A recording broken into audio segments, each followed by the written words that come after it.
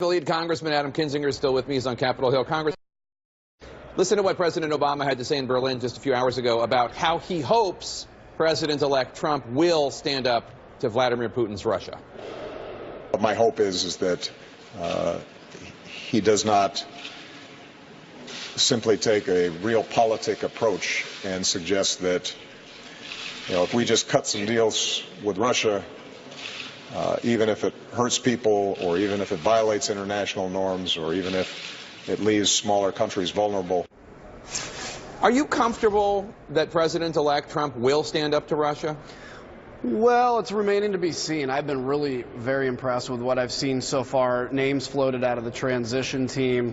Really what I think was the day basically Trump won, the weight of the world, the weight of the presidency coming on to him, and realizing that, this is a big deal. And now getting spun up on these issues, really beginning to understand the threat that Russia poses. I'm seeing some optimistic things. Seeing some great things on the domestic side. I'm starting to get more optimistic when it comes to foreign policy. But the point I'll point out on the president, and I agree with what he said, is that, it was under this president, frankly, that Russia was allowed to get a foothold into Syria and now is participating with Assad and killing 500,000 people and 50,000 children. So I do hope President-elect Trump stands up to Russia more aggressively than what we've had so far.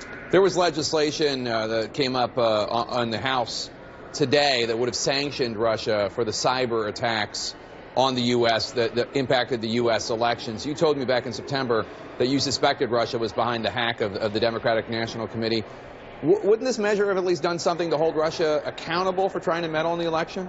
Oh, sure. Yeah. And I think, going forward, I think we need to still find out, by the way, with every amount of proof we can, if they were in fact behind it, who was associated with that. This is a big deal. This doesn't end with elections.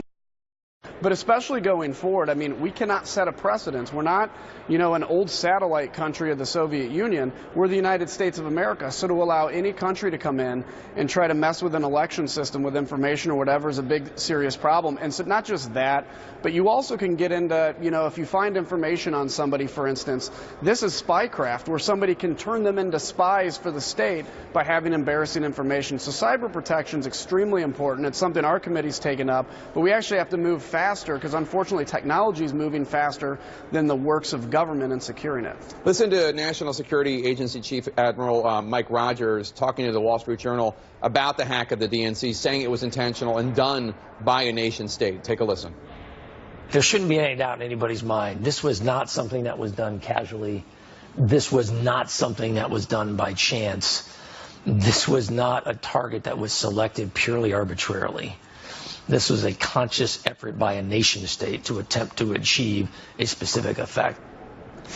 If we find out definitively that it was Russia, what do you think needs to be done? Because you know better than I, okay, it's the DNC and John Podesta targeted this year.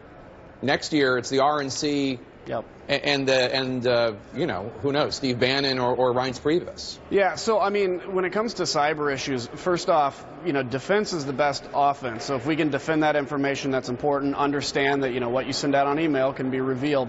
But the other thing is, I think this is almost going to have to go to a level of what it was in the Cold War with mutual assured destruction with nuclear weapons. An understanding that, you can always find cyber vulnerabilities, but if something like this happens, expect something like this even greater to happen to you.